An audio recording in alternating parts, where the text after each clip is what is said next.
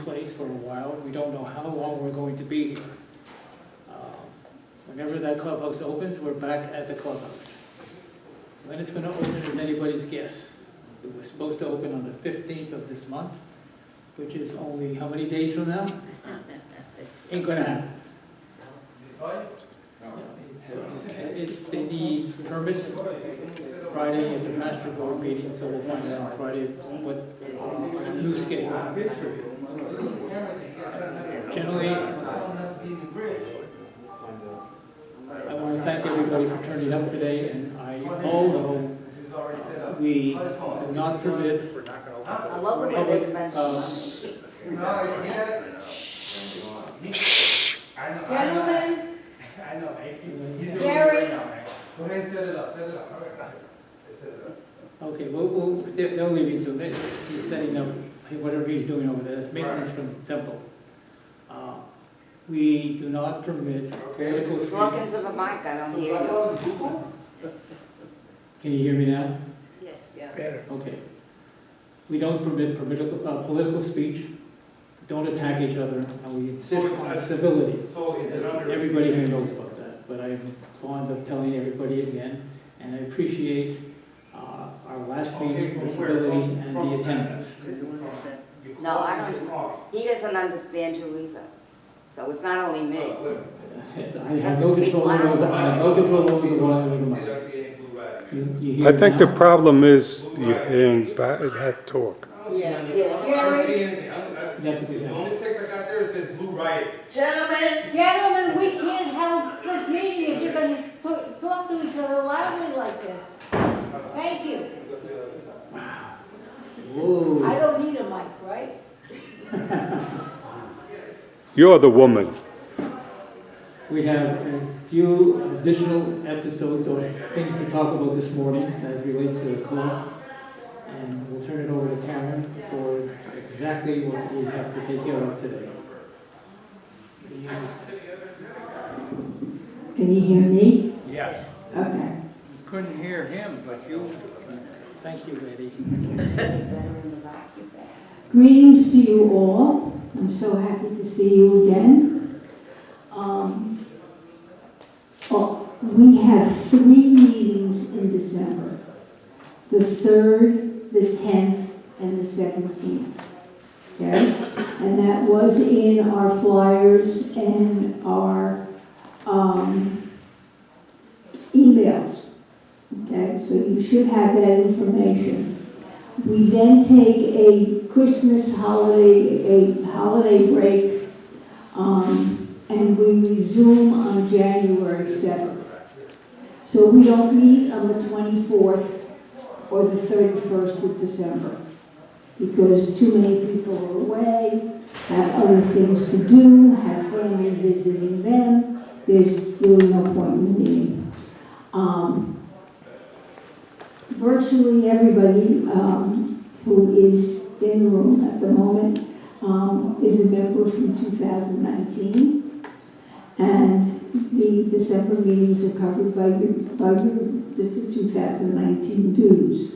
The dues form that we have out there starts January 1st, 2020.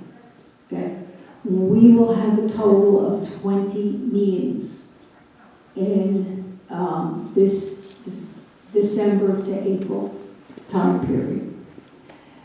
The last time anybody from the clubhouse gave a date, it was opening on December the 20th, which is 2 weeks. Okay, so whether or not you We went to the believe, wrong shore. did you go to the wrong show too? He didn't go. I called him to ask him where to go, and he forgot. Did you say?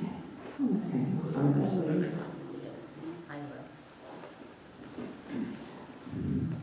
Okay, at any rate, we are, the Temple Shari Shalom is willing to house our meetings for as long as we need.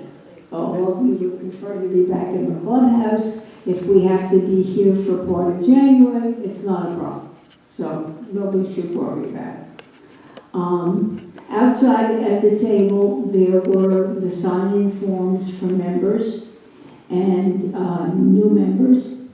There were the registration sheets for 2020, and Erwin DeVito brought a whole bunch of them that he made up because he didn't know we were. So we have plenty for you to take.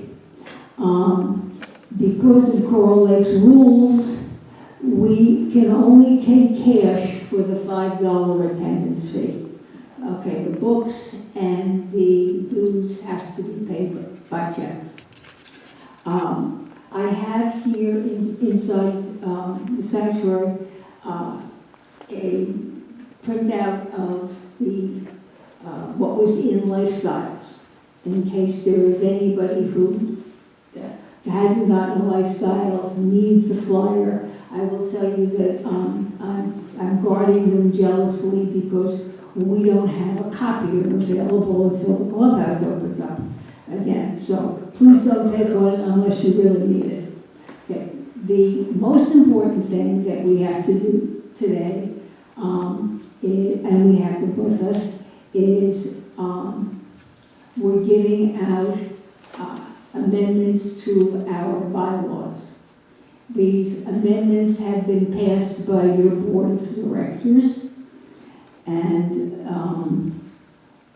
rather than reading them, okay, I'm going to just talk about this. The objective of the club has been expanded so that we can do topics that are international, which we've always done, national, and local. There's some question as to whether our first topic really is an international issue. Mel will detail how it is. But it always said that it had to be about foreign policy. Well, we've got some great decisions to make domestically. So we're going to be including them this year, and that's a revision to the bylaws. We also made a change about membership. All residents and guests of residents of Coral Lakes with a common interest in newsworthy events, especially United States foreign policy.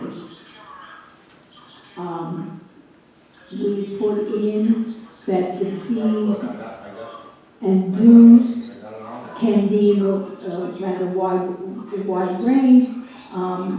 Although, as you know, it's only $15 this year. Paying the annual fees makes you a member in good standing, with an ability to vote, buy books, etc. We are going to, in the future, rotate the executive board of the Great Decisions Club. Right now, the 7 people who are on the board all ran at the same time, which means that we're all up for election, all at the same time. And that's not the proper way to do it. So the next election, which really happens at the end of this 2020, only some people will run for 2 years and some will run for 1, and that will start our having members that are not elected in the same year.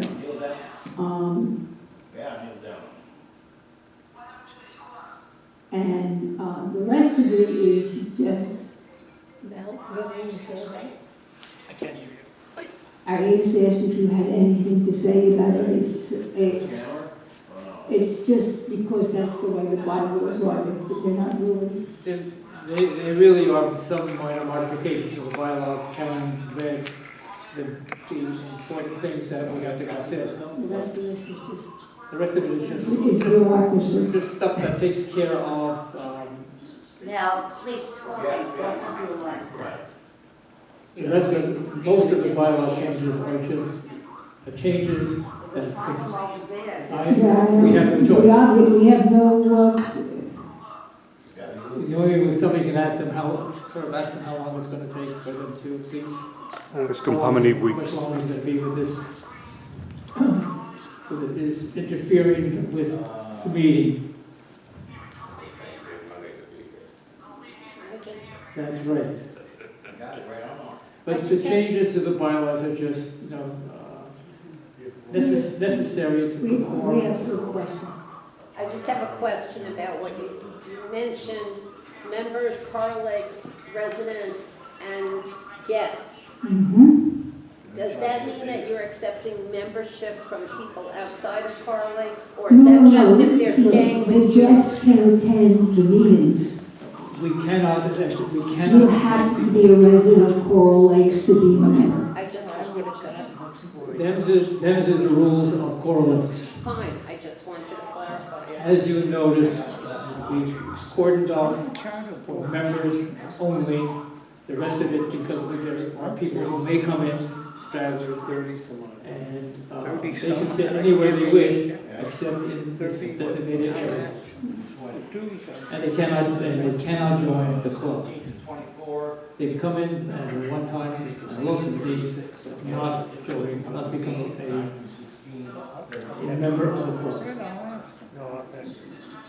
Whoever needs to read the bylaws, there are several copies here for you to take and peruse and keep and burn, and do whatever you want to do with it. And I will bring more next week. We not only could not get access to the clubhouse to make copies, but it turns out that if you go to like an Office Depot, you have to give them 24, 48 hours to make copies, and then you can pick them up, and we didn't have 24 hours. So we did everything off our printers at home. Gotta make. Yes. Okay, so take what you need, and please just take, just take, okay? I think, What did he say? What? What did they make? He's trying to do something. Check Listen. out. Wait, yeah.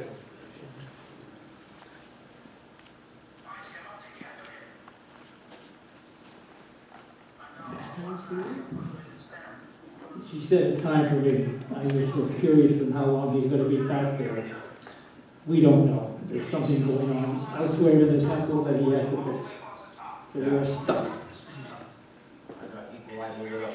I'd like to present for anyone who doesn't know him, Raise your hand. Mel Wentz, There, I knew it was coming from there. who is going to talk today about the worldwide opioid crisis. We've heard the words, but Mel is going to put some facts and figures to it that are pretty astounding. Okay, Mel? Just try using that mic instead of this. I think that's getting better sound out of that mic. How's this?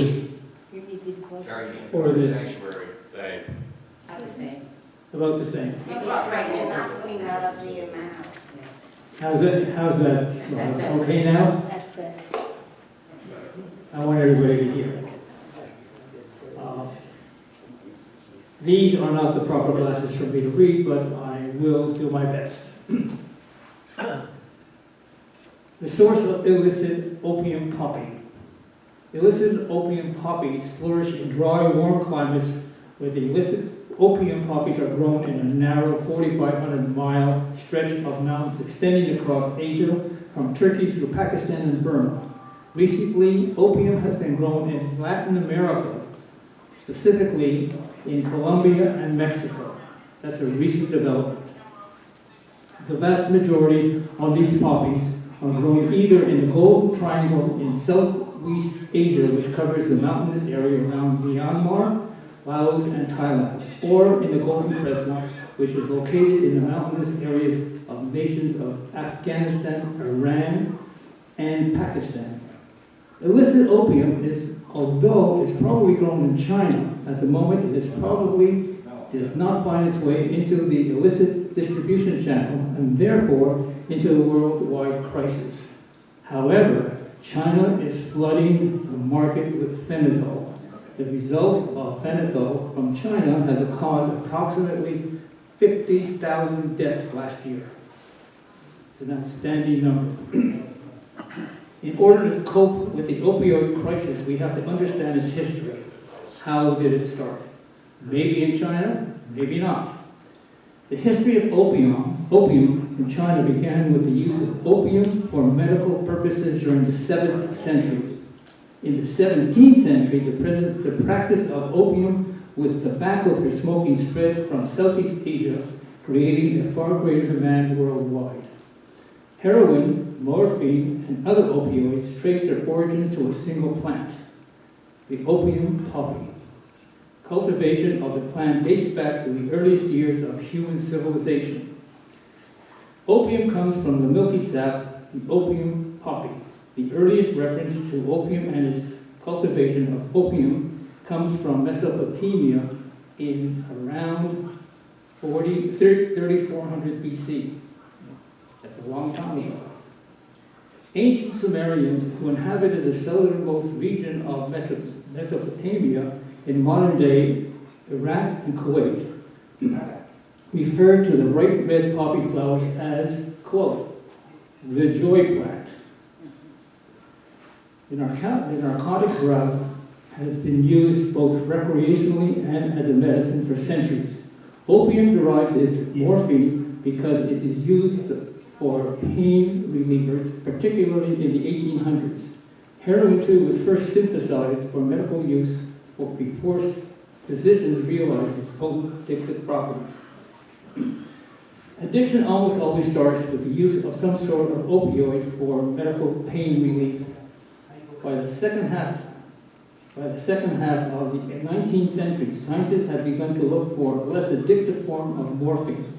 And in 1874, an English chemist named Alder Wright first refined heroin, from a morphine base. The drug was intended to be safer replacement for morphine. Morphine is still a precursor for other opioids, including prescription narcotic painkillers such as codeine, Phenadol, oxycodone, etc. We all know them. In the 1780s, doctors overprescribed painkillers to patients in need. As an example, a man was bleeding, wounded in a bar fight, half conscious, and Charles Super, a New Orleans surgeon, was summoned to help. It was in the late 1870s, and thousands of American doctors in the era turned to the most effective drug in their medical kit. He says, in quotes, I gave him an injection of half a grain of morphine. The doctor wrote in his casebook, this acted like a charm as he came to in a minute from his stupor, and he rested very easily thereafter. Physicians used morphine as a newfangled wonder drug. According to the U.S. Human Health Services, the pressing question to them was, what is the U.S. opioid epidemic? 1. In the late 1990s, pharmaceutical companies reassured the medical community that patients would not become addicted to opioid pain relievers, and healthcare providers began to prescribe them at greater numbers. 2. Increased prescription of opioid medications led to the widespread misuse of both prescription and non-prescription opioids before it became clear that these medications could indeed be highly addictive. In the year 2017, HHS, which is Health and Human Services, declared it a public health emergency.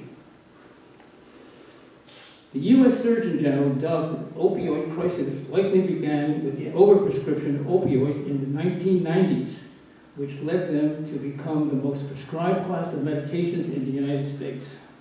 Opioids intended for post-surgery or pain management care are one of the leading causes of opioid misuse, where approximately 6% of the people continue to use them after trauma or surgery.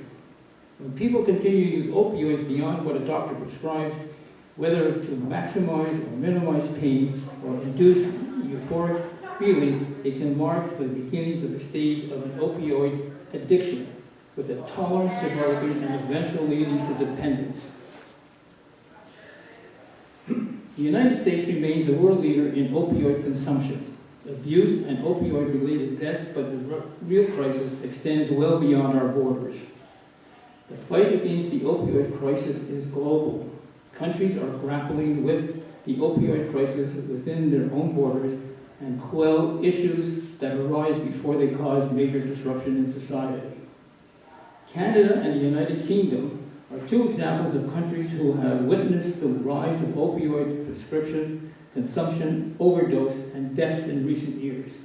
Canada remains the second world leader in opioid behind the US consumption, abuse, and opioid-related death. But the crisis there extends well beyond both of our borders. Rates of addiction and dangerous drugs are rising drastically. Doctors are realizing that they have to turn to other options. Canada ranks second only to the US in per capita consumption of prescription opioids. British Columbia has declared, which is a province in Canada, which you probably all know, a public health crisis over a surge in drug-related overdose deaths, in part due to the use of fentanyl. While many overdoses are caused by illegally obtained drugs, overprescription also plays a significant role. The Canadian Universal Healthcare System, one of the problems is wait time for elective procedures. The method for treating elective care, for the most part, is managing pain. How? The prescription of painkillers, opioids, which in turn leads most likely to an addiction, which adds to the opioid crisis. The United Kingdom reports that almost 1 in 3 of Europe's overdose deaths occur in the UK, and they have been granted the undesirable title of, quote, the drug overdose capital of Europe. Data in the British National Health Service shows an increase in opioids prescriptions from 12 million in 2006 to 24 million in 2016. Similarly, the region has seen a rise in prescription drug poisonings, hospitals from 4,891 to 11,660 in the same period. Investigations find England is slashing budgets, including access to treatment, despite the UK being Europe's drug capital, the drug death capital. Opioids for the masses. Stopping an American epidemic from going global is impossible. In 2016, nearly 50,000 people died of opioid overdoses in the United States, and almost per capita as many died in Canada. From 2000 to 2016, more Americans died of overdoses than combined in World War I and World War II of overdoses of opioids. That's a lot of people who both combined. While the White House Council of Advisors has estimated that this epidemic cost the U.S. economy $504 billion in 2015, or 2.8% of our GDP. It's a serious problem. The public health issue is now common knowledge. Less well known is the growing risk that epidemic is spreading across the globe. Facing a backlash in the United States and Canada, drug companies are turning their attention to Asia and Europe and repeating the tactics that created the crisis in the first place. At the same time, the rise of fentanyl, a highly addictive, potent synthetic opioid, has made the outbreak even deadlier and began to reshape the global drug market, a development with significant foreign policy implications. A UN report finds opioids are responsible for nearly 400,000 deaths worldwide. Turn your phones off. Thank you. I forgot to tell you, turn your phones off. In the U.S., overdose deaths increased 10% from 2016 to 2017, hitting a record of more than 70,000. In Canada, opioid-related deaths increased 33% from over 3,000 in 2016 to nearly 4,000 in 2017. And 93% of them were accidental overdoses. While North America opioid crisis has reported on widely, West, Central, and North Africa are experiencing opioid crisis of their own that requires equally urgent international attention, the report says.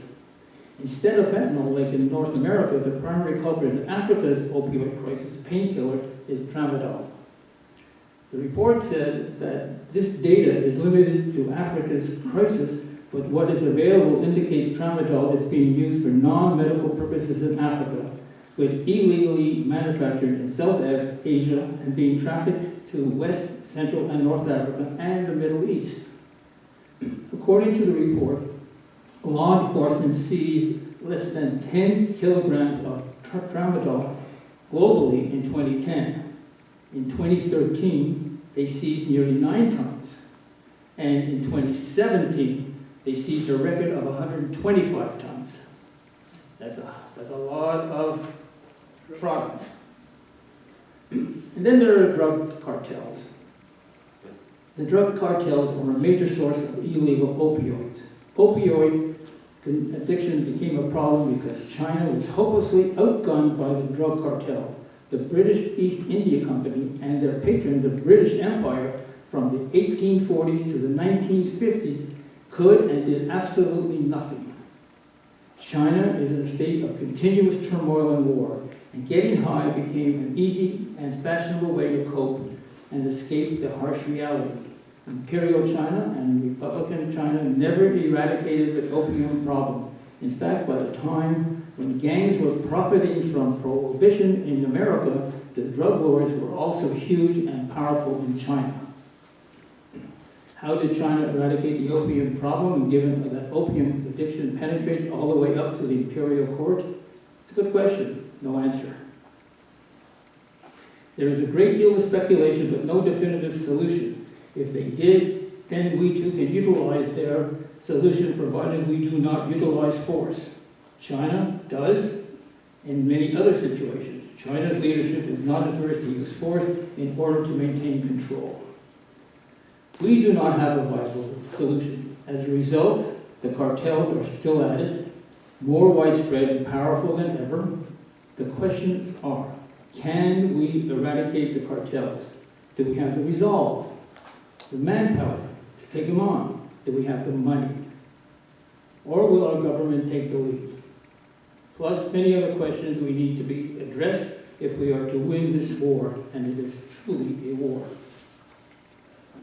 With improved research and more precise data from India and Nigeria, both among the most 10 populous countries in the world, we see that there are many more opioid users and people with drug disorders than previously estimated.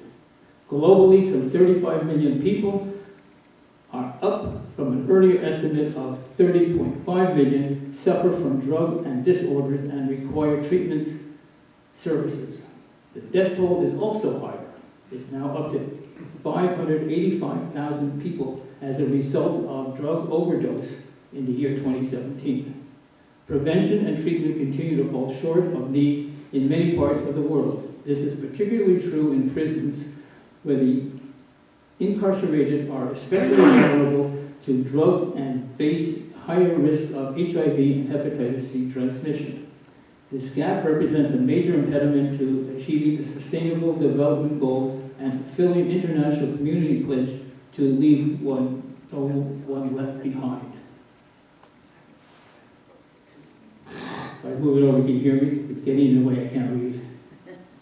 This gap represents a major impediment to achieving the Sustainable Development and fulfilling international community pledge to leave no one behind. Synthetic opioids continue to pose a serious health threat, with overdose deaths rising in North America and trafficking in fentanyl and its analgesics expanding in Europe and elsewhere. The opioid crisis has featured far fewer headlines, but it requires equally urgent international attention is the non-medical use of painkiller tramadol, particularly in Africa. On April the 2019, at the National Drug Abuse and Heroin Summit, the U.S. announced HHS strategy for fighting opioid crisis. At HHS, we are ready to fight alongside the millions of Americans who are trying to find a recovery or help from their loved ones.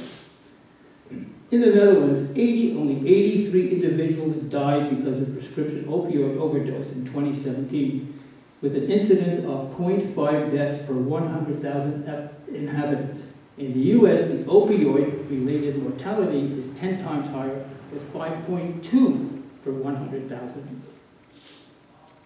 This lower mortality rate in the Netherlands might be related to differences in healthcare access, better patient monitoring, and avoidance of chronic opioid use, which is a known risk factor of misuse and overdose.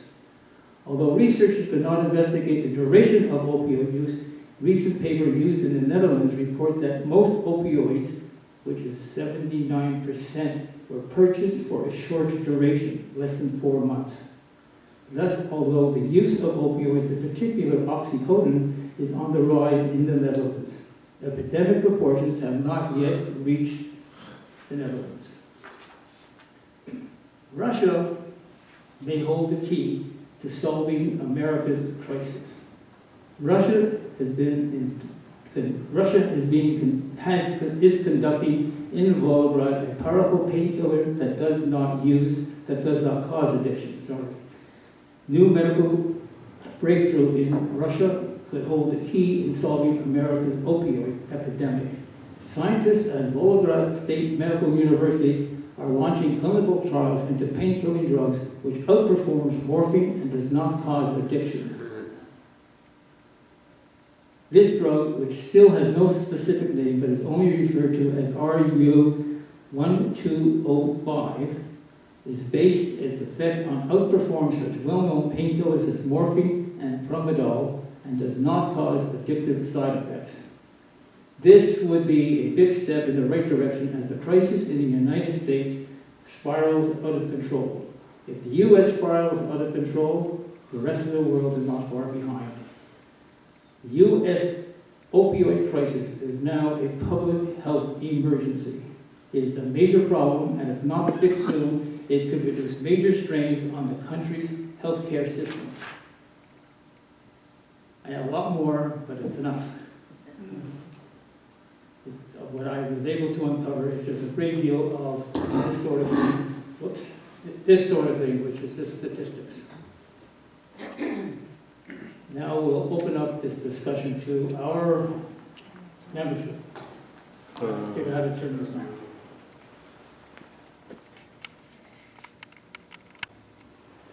He showed me how to turn this on. The button to push.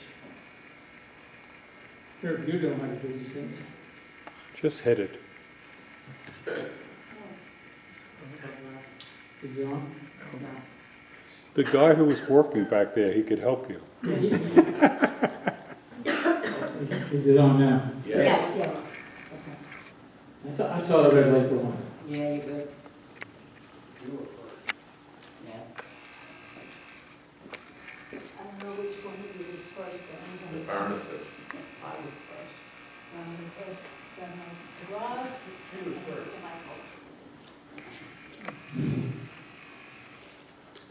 What we have to realize is that the pharmaceutical industry is complicit with the medical industry in keeping this, in having this occur, this whole thing with OxyContin.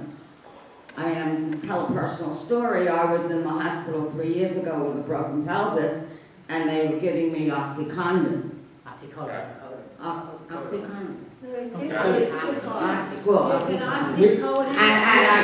I looked at it, and with the pain, I said, "You're going to make a drug addict out of me." And the nurse said to me, "They're complicit with the medical." I'm telling, "Oh, it's a myth. Nothing's going to happen to you." They sent me home 3 weeks later with a prescription that I ripped up, and I didn't listen to them. So what happens is that the average patient doesn't do that. They follow the instructions of their doctor and the hospital and the nurses who tell them that it's a myth, that it's that it's, Bubba Meiser. you're gonna become an addict. And that's what happens. You've got loads of people, average people like me and you, going home with these prescriptions. And it's a lot of money for the pharmaceutical companies, and it's ease for the doctors. It's just easy for them and the nurses. So you have a group of very strong lobbyists and people who even say that it's not going to be addictive, even though it is. And I don't know what you can do with it. It's the same thing that happened to the tobacco industry. Until there are a lot of whistleblowers, until there are a lot of people that say enough is enough, this is just going to be perpetuated.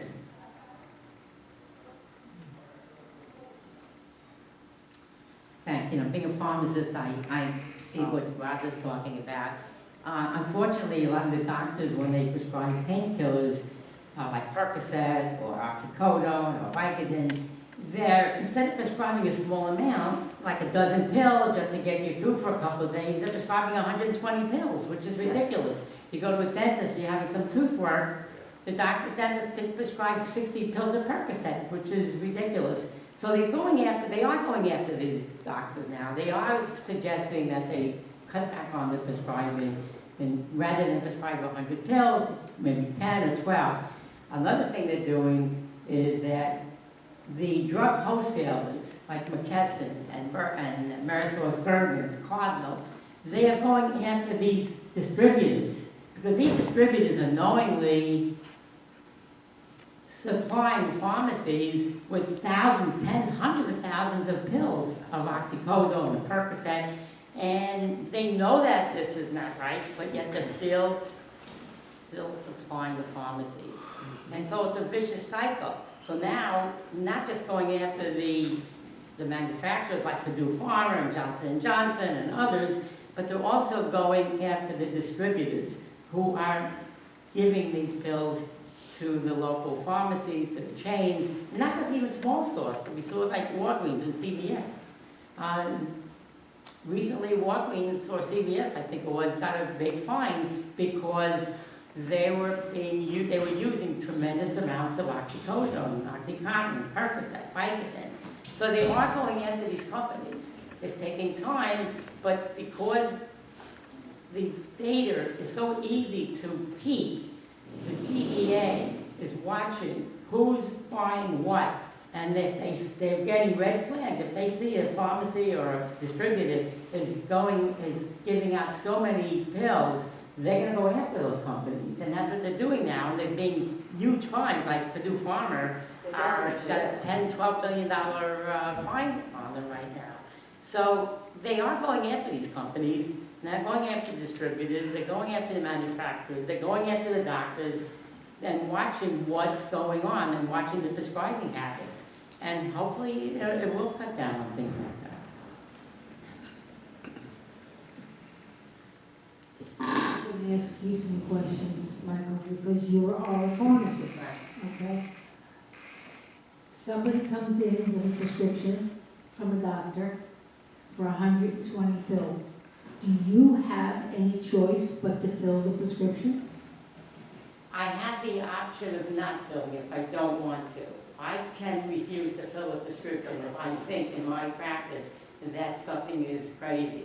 Now, if I know that person is got cancer and is terminal and they need it, obviously I'm going to do it. But if I see a dentist prescribing 120 Percocet, then I could say, you know what, something's not wrong. But another good thing they're doing, and I should have brought this up, is that states like New York and some others, what they're doing is they are watching the prescribing habits of the doctors. And if you go into pharmacy A, let's say from Dr. Goldberg, and you get a prescription for 60 Vicodin, and then you go to Dr. Jones 2 or 3 days later, and you get another prescription for the same thing, and you go to a different pharmacy. It used to be one pharmacy wouldn't know what the other pharmacy was doing. But now what is going on is it's going into a database in New York State Department of Health, and you will know when you're ready to fill out the prescription, you're supposed to check in the database to see if that person went to another pharmacy. And if they did, it should red flag it and you will know it. And if you then still fill that prescription, if I still fill out prescription, I can be, they can bring action against me because I didn't check, or I checked and I still filled it. So it doesn't matter if the person is paying cash or it's on a third-party prescription, the union form, whatever. You will still see that prescription filled at the other pharmacy. And the same thing with the doctor. When the doctor prescribes it, he or she also is supposed to look in the database and see if my patient went to another doctor 2 weeks earlier or a week earlier and had the same condition and wanted the same prescription filled, or prescription written. So they are watching it and they are getting more and more conscious of what's going on. So it is, I think eventually it will help. One more question from Michael. You use the word they. Is they, for you, the New York State Health Department? Right. Does the federal government have any? There is not a national database for it. Each state has their own thing. Some states like New York instituted this program a few years ago, and it really is a good program, but not every state does it. Should it be a national program? It probably could be.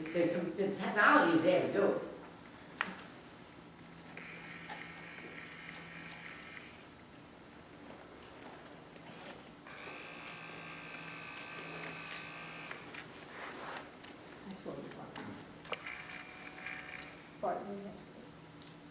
No, you're next.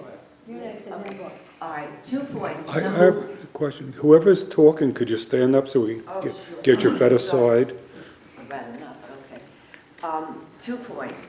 One, about the doctors. I do know a doctor on Staten Island that was part of New York State who was in jail, believe it or not, because they did see that he was prescribing too much of the drugs. And even though, of course, he denied all of this, whatever, they are keeping track. The second thing is, I have a neighbor, intelligent, very, very intelligent, who had back surgery. And each time he had back surgery, it happened he had 2 operations, he got this drug. And P.S., at this point, he is addicted. Now, he doesn't think so, but his wife knows. She even said to me, in order for him to get off the drug, he's going to have to go to rehab. And this is someone who's intelligent and knows it, and I speak to him, and he says to me, oh, I'm not addicted. I can stop when I want. Not so. So you don't realize that the addiction is coming on. You really don't. You know you're taking the pills, but you really think, oh, no big deal, I can get off it. You really can't.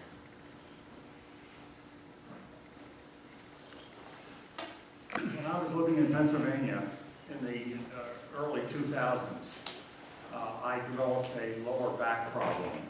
And I saw my general practitioner, not a pain management doctor, and he had no problem prescribing oxycodone and Percocet and all those things, and they helped, okay, my lower back.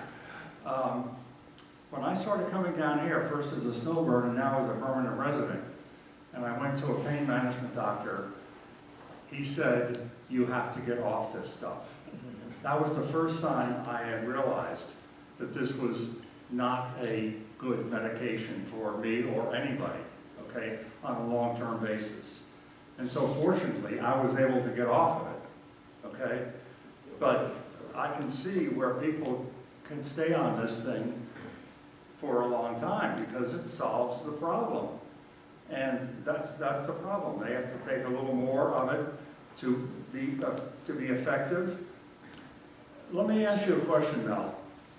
When a doctor prescribes one of these opioid medications, is there a record of how many prescriptions that doctor has written for that medication?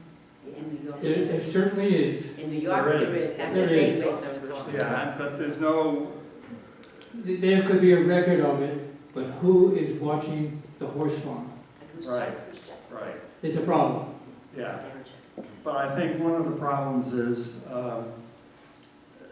nothing is really done to the doctors who prescribe that to a lot of patients, That's in New York. some of which is probably it's dangerous to prescribe it to some people. And also, I think the FDA has a relationship with the pharmaceutical companies to where they are protected by the FDA. And even if there's a fine, it's a drop in the bucket to the pharmaceutical companies. Paying a fine like that is a cost of doing business, and they are not hurt at all. Okay? So I don't know what the answer is, but all I know is I am very happy to be off of it, even though I am experiencing pain every day. I would rather do that than take a chance on overdosing one of these opioid medications. Well, what happens with the pharmaceuticals, which you asked me a question of, in as early as 1990s, and opioids have been used for centuries earlier, the pharmaceutical companies reassured the medical industry, which I read earlier, that reassured the medical community that patients would not become addicted to opioid pain relief. They reassured the doctors, it's not going to happen, they're not going to become addicted. What happened?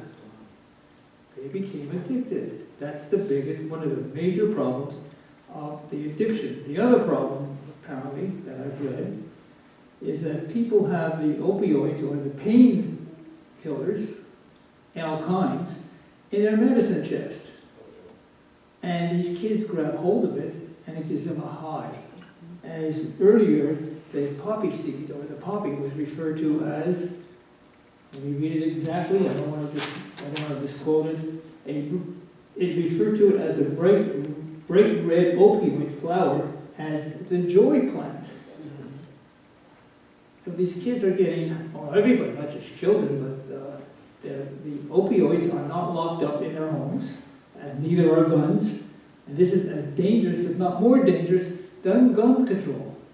We don't have control of opioids, and we should. To give you some additional information that I just read this morning, the Centers, I'll read this to you, the Centers of Disease Control and Prevention announced more than $900 million in new funding for a 3-year cooperative agreement with the states, territories, and localities to advance the understanding of the opioid overdose epidemic and to scale up prevention and response activities, releasing this year $301 million. We have to become aware of it. We have to develop new medications or new chemicals, actually what they are, to combat this particular problem. But we are spending money in this country to counter the problem. We're just not letting it slip by. It is a health care issue. We spend a lot of money and we lose a lot of money. Canada doesn't even take care of it. Here's an opioid. Manage the pain. I had the personal experience of going into a doctor's office with my sister, and this person walked in, barely can walk from that door to this chair. It took him about 2 minutes just to walk into the office. He was in great pain. He came into the waiting room and talked to him. I asked him what was happening. He hurt his back. He's his teacher. And he needs surgery. They will manage the pain, but his surgery was scheduled for 12 months hence. And they will manage the pain, and that's what they do. They manage the pain. My sister had a similar problem. She was on morphine. Doctor said, "Oh, you don't need it anymore." So she got off of it, and I was there. You ever see anybody in withdrawal? Ain't funny. That's the problem. We have to deal with not just avoiding the opioids, but dealing with the withdrawal. We can't deal with your friend. He doesn't believe that he's addicted. But if he was given some withdrawal medication, that might help. Well, what happened to methadone, which was used to replace Methadone. Heroin. Yeah. What happened to that? It's still in use. Nothing has stopped being used. Why don't the doctors use that instead of They do in hospitals. poison? Yeah. They do in hospitals. What about off hospitals, they don't do it? No. Not as far as I know, not as far as I was able to determine. It's used in the hospital. Does it work? Oh, yeah. You go to clinics and If you're in a hospital and you are in pain, they give us a little button to push. That releases, seriously, it's in the IV, it releases some morphine into your IV. And then you're getting ready to get out of it and dance the jig. Mel, you can get methadone in the pharmacy, because I would dispense quite a bit of methadone to people that are trying to withdraw. My only issue is that you're just substituting one narcotic for another. Yeah. So methadone you can get in any pharmacy with a prescription.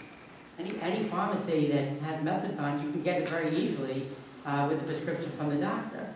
But as I said, you don't have to go to a clinic. It used to be I had to go to a clinic. You can get methadone pills, 10 milligram, anything in any pharmacy with a prescription for. Is it just switch, is it preventative, or are you just switching up one? You're just basically substituting, one one pill for narcotic for another. another. I personally don't believe in methadone. I don't see the sense in it.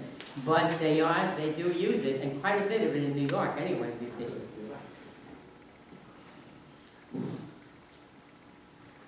The upshot of all this is how is this going to be ameliorated? How can we change it? And to me, it seems the only way you could do it is through mass education. Education starting in the elementary school, where you have courses that teach kids what the effect of narcotics in general are. I remember seeing a movie, and I can't even remember what it was, what the topic was, except it was something that made me. I was so revolted by it that I walked out of it. That's what you got to do with kids in elementary school. You have to show them what happens to a person when they become addicted and they get so revolted that they don't ever participate in it. It starts very early, because by the time you get to be an adult, it's too late. It's too late. And I think funds should be set aside for drug addiction education or re-education before there can ever be any change. I don't think you're going to get a lot of help from the drug companies, because that's where they're making a lot of money. They're not going to be that helpful. The doctors, maybe they're going to begin to realize, it's just too much. And I think some doctors have, can't accuse them all of taking, it's really the easy route. Prescribing this kind of drug is an easy route for a doctor. The patient doesn't have pain anymore, doesn't keep complaining, but the consequences are horrible. And some doctors, I think, do realize it. But the big answer is mass education starting at a very young age.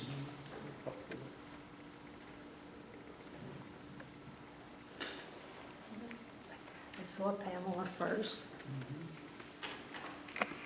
One of the things we're doing is we're focusing on doctors and pharmacies. We're not at all talking about the illegal drugs that enter this country. We all know that our southern border is a big problem. I don't know, I think that at one point in time, at least, if not now, the Coast Guard was very watchful of boats coming in and out of the state of Florida, because they were coming up from the Caribbean loaded with drugs. I don't know whether that program is still in effect. I hope it is. Thank you. I do know up north where I'm from, which is in Mount Sinai, contiguous to Port Jefferson on Long Island, if anyone knows where that is. We have numerous hospitals right there where it's Mather, St. Charles, Stony Brook University, and one of the things that has happened because of the push from the public, or the hospital board of trustees have met, and they have decided to let their doctors know that they want a very restrictive policy on prescribing pain pills. And one of the things that has happened is a lot of this now can be managed through really good physical therapy, biofeedback, and hypnotism. So there are ways around the opioid if people really care. And perhaps it would be very beneficial if the public pushed the Board of Trustees of various hospitals to develop policies that will restrict the use of opioids tremendously. I happen to know of one person who, in Nassau County, a very active PTA member, a woman, and her husband was a very, very wealthy doctor, extremely wealthy doctor, spending a lot of time in jail right now. That's why I was so wealthy. Okay, before you go any further, the program you're referring to was developed in Portugal. They have developed a program, and still in trial, of diverting people's attention. Play basketball, shoot hoops, do all kinds of things, be active and involved in other than being high, and getting them mentally trained to deal with the situation very much differently than just taking another pill. So it seems to be working. They've developed this in Portugal and it is still in trial.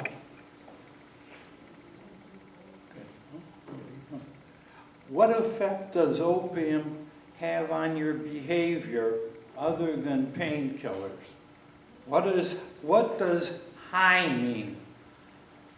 How do you feel when you get drunk? Some people feel pretty good. Oh, and the world is turning in the opposite direction. I feel pretty good. It's not going this way, it's going that way. That's the same thing. It just makes people feel good. And that's why it was referred to back in Mesopotamia and Iraq and wherever it happens to be as the joy plant, because you feel joyful. It makes you feel good. I mean, because we heard that children shouldn't get it, but if children or teenagers get it, it just makes them feel happy. Yeah. It's like drinking. It's another form of indulgence, like drinking. Okay. It's also an escape.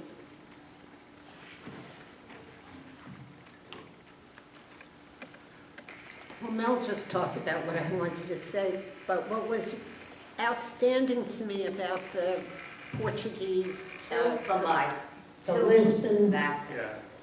Lisbon trial that they're doing is the quote about people are learning how to feel joy. And then they didn't know that they could feel happy or feel joyous aside from getting high. And I thought that was an outstanding comment. I just also want to say, in terms of drug education, we have tried and tried and tried and tried.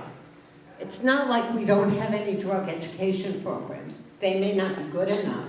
Some of them are funded by the drug companies, by the way, because that's where the money comes from.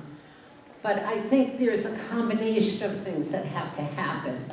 And we saw that tobacco use went down. Of course, now we have a whole other problem in vaping. But we saw that these class action suits made a difference when the fines were high enough and the money flowed for the kind of education that I think we shouldn't give the pharmaceutical companies a bypass. That's all. We haven't given them the bypass. No, I know, but I mean, that's why they are repeating their sins in Europe and in Asia. The same thing they're doing there in order to sell as many of the opioids as they can, as many of these things. So that's all they're doing, and it's where the money at the moment happens to be. We are clamping down on them. Like Michael has indicated that records are being kept, and they are, but who is reading the records? Well, Google is, that's for sure. have a question for you. In your research, were you able to distinguish between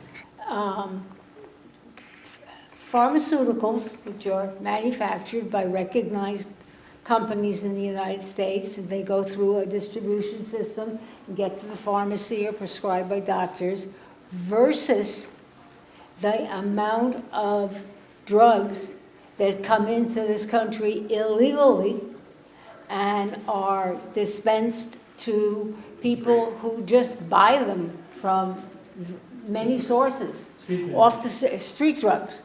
I mean, when you say 585,000 people died, how many of them died from street drugs? How many of them died from prescription drugs? They start with prescription drugs.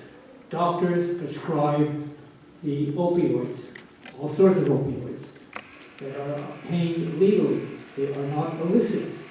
The drug companies don't deal with illicit opioids. They can't. But there's a significant amount of plants that are grown for real purposes that the pharmaceutical companies buy and use.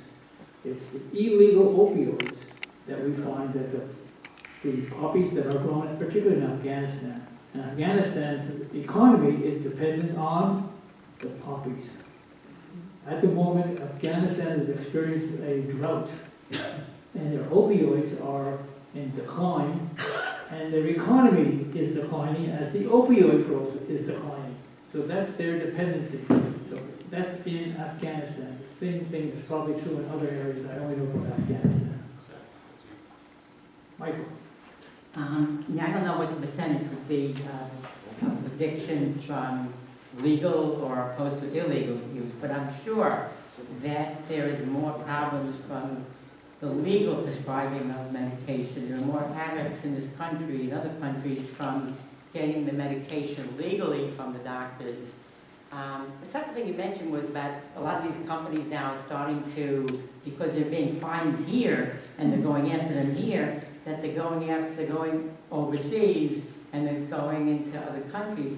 I would be a little surprised because I would think that if they're afraid of what happened to them here, that the same thing could happen to the companies overseas, that the government's there, eventually you're going to go after these companies if they see the same thing happening. So I don't quite understand why they would try to do that. I know the tobacco company's doing that. As tobacco consumption in this country is going down, they're pushing more overseas now. But I don't know about the drug manufacturers doing this. Maybe I'm, Simple answer. In this country, basically, we have an honest government. What do you have in the third world nations? Huh? I said somewhat honest.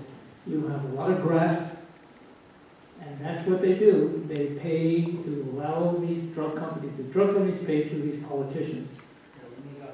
And they look the other way, and they give these drug companies the green light, manufacture as much as you want, because they are paying the government. There's somebody in the government, the quote is on the tape.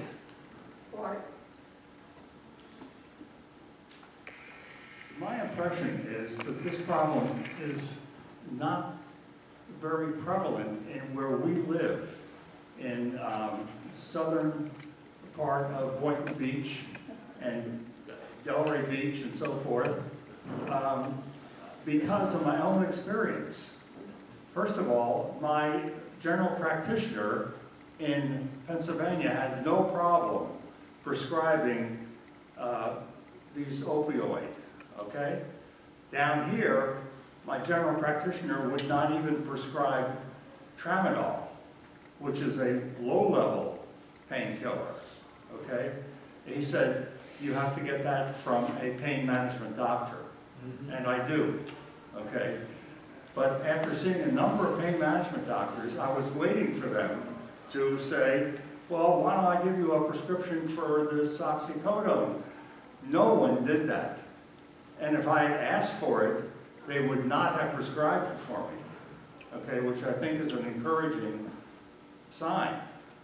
Now, so I don't know. I haven't looked at any numbers, but I would think that based on my experience, that the evidence of this opioid problem is less down here, or at least in this area, than it is other parts of the country. We live primarily in this area. We are a senior community. Seniors don't have much of a problem as the up-and-coming millennials. Florida has been tagged, or has been identified as one of the worst states in the nation for opioid overdose. We have a serious problem of addicts in this state. The central part of the state is terrible. Well, north it just gets worse from north. We are in a bubble. Okay. Not among the seniors. Seniors have not become addicted the way it's not illegal for us. We've gotten them, we got off of it where we were operating. It's not as serious a problem with seniors as it is with the millennials. They do it for recreational purposes. We didn't. We used it because our backs were killing us. Oh, we ready. The drug mills here are terrible. I mean, if you went into Miami, don't forget they're bringing the stuff in. A lot of it is coming in here from wherever. And the other problem with the illegal drugs is people don't know what they're getting, and especially the young kids. So they're getting these drugs that might be 10 times more potent than what they think they're getting, or there are other drugs in them, and that's a huge, huge problem, which has nothing to do with the pharmaceutical industry. I hope not. And another issue we didn't touch on is people driving around with all these drugs. You know, the amount of accidents here, and especially among seniors, if we take one of these drugs, it's really devastating, so watch yourself.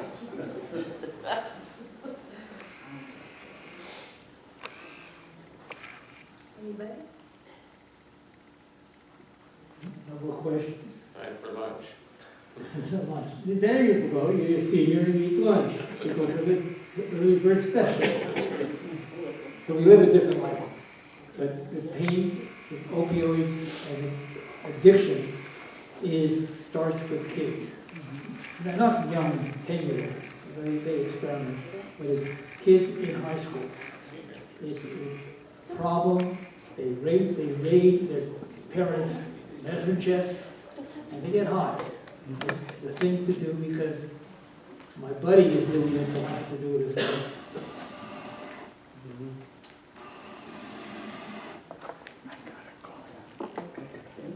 Yep.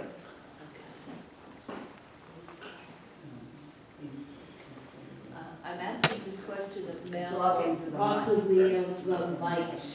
Do you have any more information about this drug that they're experimenting with in Russia? I don't know that. I didn't hear. The drug in The Russia. Russian drug that you mentioned, that in Russia that they're doing. Well, it is experimental at the moment. They've developed this drug. It doesn't have a name. They identify it as RU-1208 or whatever they're calling it. We don't know. We absolutely don't. But we can determine that although we don't have any statistics that are coming out of Russia, they have a serious problem over there as well. They may even surpass our serious problem. But they don't publish, they don't have an information act as we have here to let people know what is going on in the country. Not even in China. And China's dealing with it. Then they don't have any compunction of arresting these people and throwing them into jail. And what our problems right now is a lot of these drugs, no matter where they're manufactured and coming from, are finding their way into this country through the southern border. That's the serious problem. The drug from Russia, is it just a painkiller or is it also quote unquote a joy pill? This particular drug, we don't know. You don't know. It's just something that is non-addictive. Okay. Probably a painkiller. Starts off as a painkiller. All of these drugs, for the most part, start out as a painkiller. And from that, you don't have any pain, you can move about more easily. Why not continue? Your friend, that's what happened to him. He wasn't prepared to admit that he was on the drug, and getting off it is not easy. And it's not any fun for any of the family that's surrounding the person who is trying to get off the drug.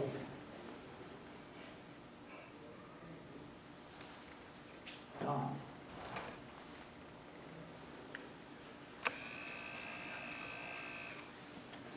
Where does vaping come in? Vaping? Vaping. I heard you. I have no idea where vaping started. It was part and parcel of people getting off smoking. They were addicted to cigarettes. And so the companies developed an alternative that supposedly was to be non-addictive and not harmful. Wrong. Supposedly. Yeah. So now all the big tobacco Has companies anybody have ever it. seen anybody exhale vaping? Oh, God, it looks like It's a cloud that fire. comes out of their mouth, you know, it's to fill the room. Yeah. And they are having a problem. They have identified several people who have died of vaping in the last couple of weeks. So where that's headed to, don't know. It's the government really has to take control of the issue. It is costing us a significant amount of money to treat people who are not well, well, let's look at California. These people who are on the streets, many of them are drug addicts. State is not doing much to deal with it, and so there's more and more people are coming out, not only in California, but it's a bigger problem in Seattle. In Seattle. It's a bigger problem in Seattle. People living on the street. But people living on the street in Seattle is a different problem. Why they're living there, it's not because of not because they're addicted, it's because they can't afford the rent. Correct. It's the fault of the real estate industry. No, I'm kidding you. No, it's the fault of the tech titans. Well, everybody still take a little bit of the blame. We can share the blame, but we are losing a great deal of money. We're spending a great deal of money in this country to combat addiction. It is a very, very, very serious problem. And the more people who become addicted, the greater the cost is, the greater the pressure is put on this government to do something. And we can only deal with it through our health procedures, our health benefits. Thank you.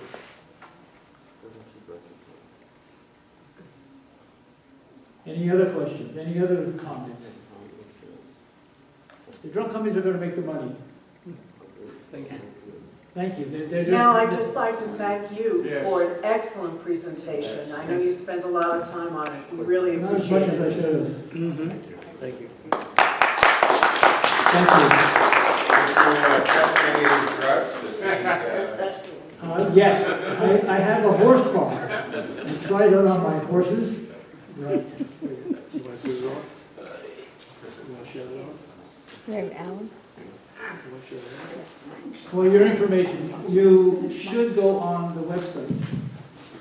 I've made a change to the website that will, if you click on the information about the presentation topic, it'll take you directly to topic information.